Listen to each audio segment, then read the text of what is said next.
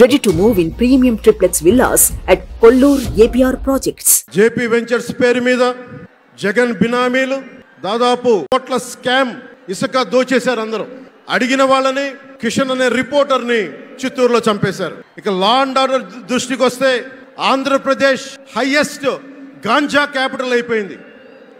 New drug capital of India అయిపోయింది ఆంధ్రప్రదేశ్. రాజ్యసభ హోంశాఖ సహాయ మంత్రి శ్రీ అజయ్ కుమార్ మిశ్రా గారు 2019 ఒక ప్రశ్నకి సమాధానంగా 2019-2021లో 30,196 ఆడవాళ్ళు అదృశ్యమయ్యారని చెప్పి స్వయాన రిపోర్ట్ చేశారు. 7,918 మంది 18 ఏళ్ల లోపు యువతులు, 22,278 మంది 18 ఏళ్ల దాటిన యువతులు. దీనికి ఒక్క స్పందన లేదు ఈ ప్రభుత్వం నుంచి. ఒకవైపు ఆత్మనిర్భర్ భారత్గా, సెల్ఫ్ రిలయంట్ భారత్గా ఎక్కడి నుంచో విదేశాల నుంచి వచ్చిన సంస్థలు భారతదేశానికి వస్తుంటే ఆంధ్రప్రదేశ్కి రావాల్సిన సంస్థలు పారిపోతూ ఉన్నాయి. 2,200 కోట్ల పెట్టుబడితో హైదరాబాద్ తరలిపోయింది. Amara Raja, Franklin Templeton, Reliance electric unit ఇవన్నీ ఈరోజు వెళ్ళిపోయినాయి ఆంధ్రప్రదేశ్ నుంచి.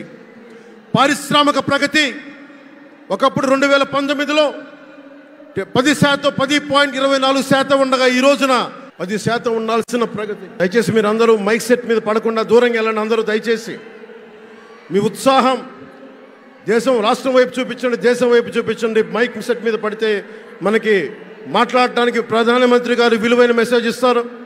దానికోసం మైక్ మీద పడకుండా, కన్సోల్ మీద పడకుండా దయచేసి అందరూ అక్కడున్న యువకులు అందరూ దయచేసి ఒత్తిడి చేయకుండా వెనక్కి వెళ్ళండి. ఆంధ్రప్రదేశ్ నెగిటివ్ గ్రోత్ పోతా ఉంది. మా మీద తెలుసు వైజాగ్లో ఇన్సిడెంట్లు కానీ ప్రతిపక్ష నాయకుల మీద ఎలాంటి దాడులు చేశారో, బీజేపీ కార్యకర్తల్ని పొట్టల్లో కత్తులు గుచ్చి పేగులు బయటికి తీశారు వైసీపీ నాయకులు. వైఎస్ వివేకానంద రెడ్డి గారిని మర్డర్ చేయించిన ప్రభుత్వం ఇది.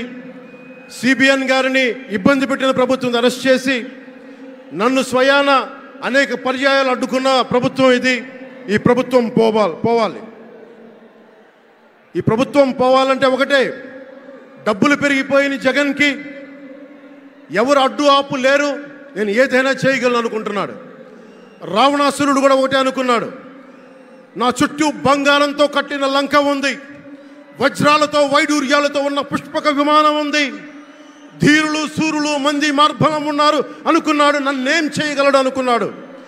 నార చీర కట్టుకొని నేల మీద నిలబడి శ్రీరాముడు బాణంతో చంపేశాడు.